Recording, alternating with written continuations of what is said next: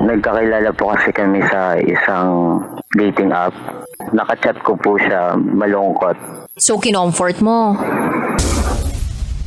Akala po kasi namin ay fun lang. Tapos nung nag-meet po kami, naging okay naman po yung flow ng fun namin. Nag-rides lang po kami tapos dumiretso po sa hotel.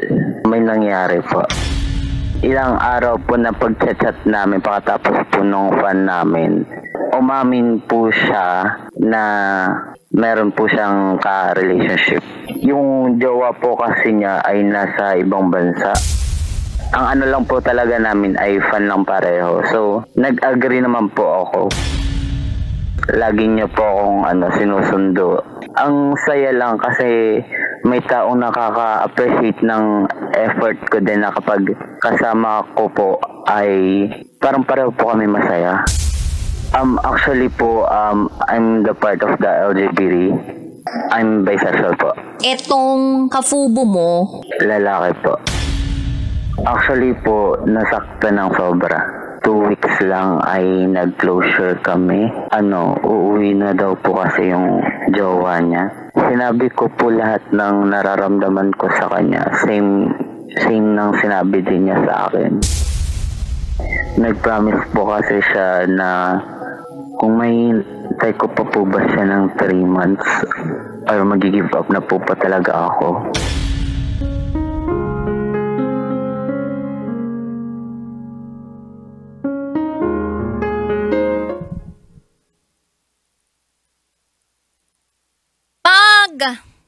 Aantay.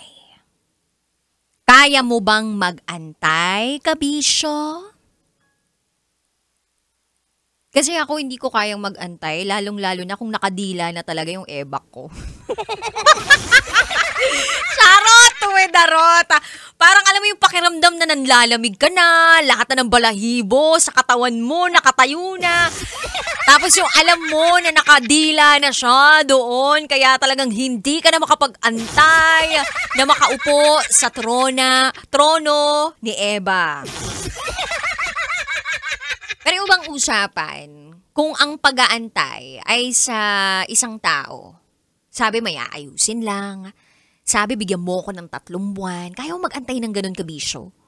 Kasi pakiramdam ko kung bibigyan ako ng ganung klaseng timeline. Bakit ganun? Kailangan ba talaga 3 buwan? Ano yun? Trial period? Testing period?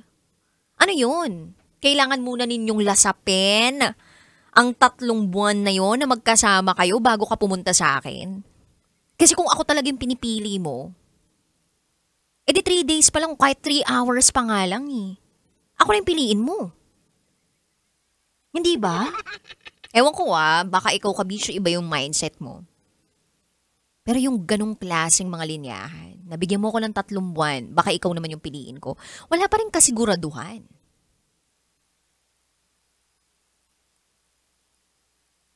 Wala pa rin kasiguraduhan.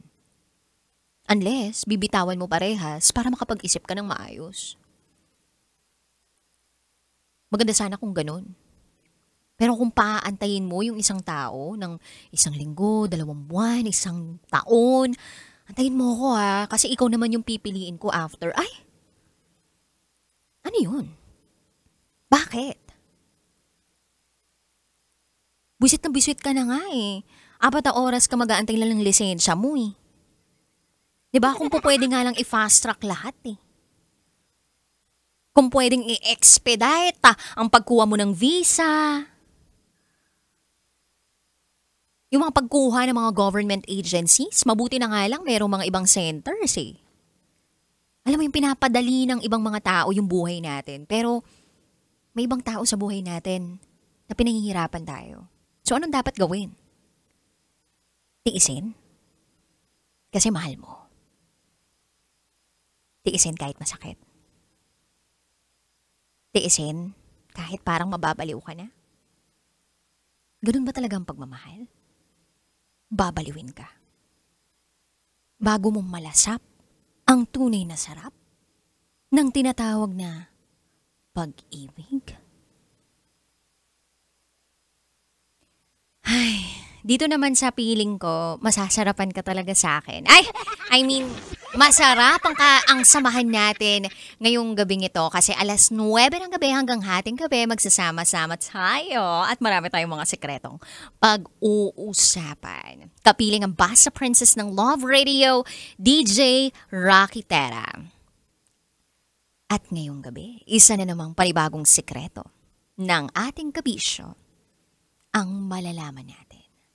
Eto na po ang patikim ng DJ Rocky's Secret Files.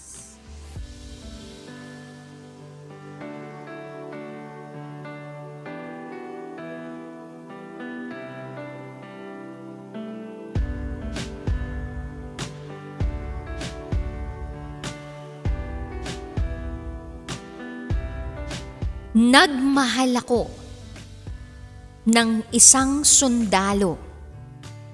Kaya lang, noong nadestino siya, nagkaroon siya ng iba.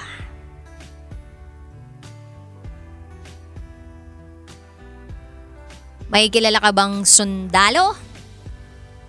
Yan bang sundalo na yan ay marunong sumaldudo?